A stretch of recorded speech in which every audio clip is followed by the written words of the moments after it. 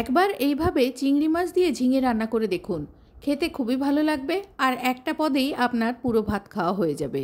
আপনাদের কাছে অনুরোধ, আদা রসুন ছাড়া ঝিঙে চিংড়ির এই রেসিপির ভিডিওটি স্কিপ না করে পুরোপুরি লক্ষ্য রাখবেন। একবার ট্রাই করে দেখবেন, রেসিপিটি খুবই সুস্বাদু হয়। নমস্কার, আমি শ্রীপর্ণা। অমৃতকুম্ভ চ্যানেলে আপনাদের সবাইকে স্বাগত জানিয়ে আজকের রেসিপি শুরু করছি। রেসিপির জন্য নিয়েছি 3টে ঝিঙের সাথে নিয়েছি 2টো আলু। সবজিগুলো প্রথমে কেটে নেব, সেজন্য ঝিঙের ছাল ছাড়াবো। ঝিঙের ছাল ছাড়ানোর জন্য প্রথমে পেছনের এই ফুলের অংশটা কেটে বাদ দিয়ে দিতে হবে। তারপর পিলার দিয়ে বা বটির সাহায্যে ছালটাকে আস্তে আস্তে তুলতে হবে। ছাল তোলার জন্য আমি পিলার ব্যবহার করছি। ঝিঙের পুরো ছালটা পরিষ্কার করে তুলে নিলাম। এবারে বটির সাহায্যে মাথার দিকের অংশটা কেটে বাদ দিচ্ছি। ঝিঙেটাকে মোট 3টে ভাগে ভাগ করে নিচ্ছি। তারপর প্রতিটা অংশ মাঝামাঝি কেটে নিয়ে 2 ভাগ করে নিচ্ছি। এইভাবে 3টে ঝিঙে কেটে নিয়ে সব ঝিঙেগুলো আপনাদের দেখাচ্ছি। এখানে 3টে ঝিঙে কেটে নিয়ে আলু দুটোও ছাল ছাড়িয়ে ধুয়ে লম্বালম্বিভাবে কেটে নিয়েছি। ঝোলের যেভাবে আলু কাটে সেইভাবে, সেটা আমি আপনাদের পরে দেখাচ্ছি। এবারে রান্নার জন্য প্রথমে চিংড়ি মাছে পরিমাণ মতো নুন আর হলুদ দিয়ে দিলাম। নুন হলুদটা মিশিয়ে নিয়ে রেখে দিয়ে গ্যাসে একটা কড়াই বসিয়ে দিচ্ছি। কড়াইতে আগে চিংড়ি মাছটা ভেজে নেব, সেজন্য দিয়ে দিচ্ছি পরিমাণ মতো সর্ষের তেল। তেলটা গরম হয়ে গেলে চিংড়ি মাছগুলো দিচ্ছি। সমস্ত চিংড়ি মাছগুলো দিয়ে গ্যাসের ফ্লেমটা মিডিয়াম টু হাই রেখে ভালো করে চিংড়ি মাছগুলো ভেজে নেব। এই সময় গ্যাসের ফ্লেমটা বাড়ানো থাকলে চিংড়ির জলটা তাড়াতাড়ি শুকিয়ে যায়। চিংড়ি মাছগুলো খুব হালকা করে ভেজে নিয়ে তুলে নেব একটা বাটির মধ্যে। বেশি ভাজলে চিংড়ি মাছ শক্ত হয়ে যায়, তাই এই রকম অবস্থায় চিংড়ি মাছগুলো তুলে রেখে আপনাদের দেখাচ্ছি। আর কড়াইটাতে জল বুলিয়ে জলটা একটা পাত্রে তুলে রেখে দিচ্ছি পরে ঝোলে ব্যবহারের জন্য। এবারে মিডিয়াম ফ্লেমে গ্যাসে কড়াইটা বসিয়ে দিয়ে দিচ্ছি কয়েক চামচ সর্ষের তেল। তেলটা খুব ভালো মতো গরম হলে দিয়ে দিচ্ছি 1 চামচ 5 ফোড়ন। এই রান্নাটা 5 ফোড়নে করলে খেতে খুব ভালো হয়। 5 ফোড়নটা ভাজা হয়ে গেলে একটা কুচনো পেঁয়াজ দিয়ে দিচ্ছি। এখানে একটা বড় সাইজের পেঁয়াজ ব্যবহার করেছি। এবারে নাড়াচাড়া করে পেঁয়াজটা হালকা গোলাপি রং হওয়া পর্যন্ত ভেজে নেব। পেঁয়াজ হালকা ভাজা হয়ে গেলেই একটা টমেটোর অর্ধেকটা ফালি করে কুচিয়ে দিয়ে দিলাম। এবারে দিয়ে দিচ্ছি পরিমাণ মতো নুন আর দিচ্ছি গুঁড়ো হলুদ। নুন দেওয়ার ফলে টমেটোটা তাড়াতাড়ি গলে যাবে আর পেঁয়াজটাও তাড়াতাড়ি ভাজা হয়ে যাবে।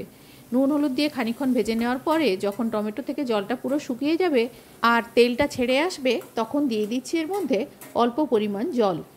কিছু গুঁড়ো মশলা দেব, তাই জলটা আগে দিয়ে দিলাম। সবার প্রথমে দিচ্ছি জিরে, ধনে, মৌরি, শুকনো লঙ্কা ড্রাই রোস্ট করে গুঁড়ো করে রেখেছিলাম সেই মশলা 1 চামচ, লাল লঙ্কার গুঁড়ো 1/2 চামচ, কাশ্মীরি লাল লঙ্কার গুঁড়ো 1/2 চামচ আর দিচ্ছি গরম মশলা 1 চামচ। সব গুঁড়ো মশলাগুলো দিয়ে দিচ্ছি নুন ঝাল সব কিছু অ্যাডজাস্ট করার জন্য 1 চামচ চিনি। এবারে তেল ছাড়া পর্যন্ত মশলাগুলো সব কষিয়ে নেব। এই ঝোল রান্নার জন্য আমি আদা রসুন ব্যবহার করিনি, শুধুমাত্র পেঁয়াজ, টমেটো আর গুঁড়ো মশলা দিয়েই রান্নাটা করছি। মিনিট 3-4 কষিয়ে নেওয়ার পরে দেখুন এই সময় তেলটা ছেড়ে এসছে আর মশলাটা একেবারে কষানো হয়ে গেছে। এইবারে দিয়ে দিচ্ছি এর মধ্যে কেটে রাখা আলু। ঝিঙে লম্বা লম্বা করে কেটেছি, তাই আলুও সামঞ্জস্য রেখে লম্বা করেই কেটেছি। ঝোলের আলু যেরকম কাটে সেইভাবে। আলুগুলো দিয়ে দেওয়ার পরে নাড়াচাড়া করে কষিয়ে নেব। আমি এখানে কাঁচা আলুটাই ব্যবহার করেছি। আলুগুলো আগে তেলে ভেজে নিইনি। কেউ যদি মনে করেন আলু তেলের মধ্যে আগে ভেজে নিয়ে করবেন, সেটা করতে পারেন। মশলার মধ্যে আলুগুলো নাড়াচাড়া করে বেশ খানিকক্ষণ ভেজে নেব। 4-5 মিনিট ভাজলে আলুগুলো অনেকটাই সেদ্ধ হয়ে আসবে আর ভাজার যে অভাবটা সেটা পূরণ হয়ে যাবে। আলুটা ভালো মতো কষানো হয়ে গেছে। এবারে দিয়ে দিচ্ছি ঝিঙেগুলো। সমস্ত ঝিঙেগুলো দিয়ে দিলাম। তারপর এই মশলা আর আলুর সাথে ঝিঙেটা ভালো করে মিশিয়ে নেব। মশলা পুরোপুরি মাখানো হয়ে যাওয়ার পরে 4 থেকে 5 মিনিট ঢাকা খোলা অবস্থায় কষিয়ে নেব। এই সময় ঢাকা দিলে ঝিঙে থেকে জল বেরিয়ে যাবে, তাই ঢাকা ছাড়াই এই মশলাটার সঙ্গে ঝিঙেটা কষাতে থাকব।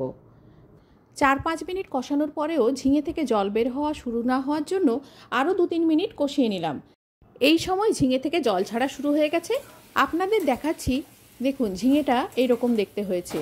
ঝিঙে আলু ঠিকমতো কষা হয়ে গেছে আর জল ছাড়াও শুরু হয়ে গেছে। দিয়ে দিচ্ছি 2টো চেরা কাঁচা লঙ্কা। আপনারা নিজেরা যেরকম ঝাল পছন্দ করেন ঝালটা সেরকম ব্যবহার করবেন। এবারে আমি দিয়ে দিচ্ছি এর মধ্যে পরিমাণ মতো জল। যে পরিমাণ ঝোল পছন্দ করেন সেই মতো জল দেবেন। আর চিংড়ি মাছ ভেজে নেওয়ার পরে কড়া ধুয়ে যে জলটা রেখেছিলাম সেই জলটাও এর মধ্যে ব্যবহার করে নিচ্ছি। এবারে সব কিছু ভালো করে মিশিয়ে নিয়ে ঢাকা দিয়ে সেদ্ধ হওয়া পর্যন্ত রান্না করব। তবে এর মধ্যে এখনও কিছু ইনগ্রেডিয়েন্টস দেওয়া বাকি, তাই আপনাদের কাছে অনুরোধ ভিডিওটি স্কিপ না করে পুরোপুরি দেখবেন। 6 থেকে 7 মিনিট ফুটিয়ে নেওয়ার পর ঝিঙে আলু পুরোপুরি সেদ্ধ হয়ে গেছে। দেখুন আলুটা সেদ্ধ হয়ে গেছে আর ঝিঙেও একেবারে সেদ্ধ হয়ে গেছে। এই সময় দিয়ে দিচ্ছি ভেজে রাখা চিংড়ি মাছগুলো। চিংড়ি মাছ দেওয়ার পরে মিনিট খানিক ফুটিয়ে নেব। তারপরে দিয়ে দিচ্ছি 1 চামচ ঘি। ঘি রেসিপির লিঙ্ক ডেসক্রিপশান বক্সে দেওয়া থাকবে, ওখান থেকে পেয়ে যাবেন। ঘি দেওয়ার পরে 1 চামচ জিরে গুঁড়ো দিয়ে ভালো করে মিশিয়ে নিয়ে ঢাকা দিয়ে দিলাম। গ্যাসটা অফ করে দিচ্ছি। তারপরে 5 মিনিট স্ট্যান্ডিং টাইমে রেখে আপনাদের দেখাচ্ছি। ঝিঙের এই ঝোল আপনারা ভাতের সাথে যদি খান, এই একটা তরকারিতেই আপনাদের পুরো ভাত খাওয়া হয়ে যাবে। স্ট্যান্ডিং টাইমে 5 মিনিট রেখে দেওয়ার পর ঝোলটা একটা বাটিতে ঢেলে দিচ্ছি। ওপর থেকে কিছুটা গোলমরিচের গুঁড়ো ছড়িয়ে দিচ্ছি। গোলমরিচ গুঁড়োটা মিশিয়ে নিয়ে ওপর থেকে 2টো চেরা কাঁচা লঙ্কা দিয়ে পরিবেশন করে দেখাচ্ছি। যারা ধনেপাতা পছন্দ করেন ধনেপাতা দিয়েও পরিবেশন করতে পারেন। ঝিঙে আর চিংড়ি মাছ তো অনেকভাবে রান্না করে থাকেন, একবার এইভাবে রান্না করে দেখুন, খেতে খুবই ভালো লাগবে। এই একটা পদ দিয়েই পুরো ভাত খাওয়া হয়ে যাবে।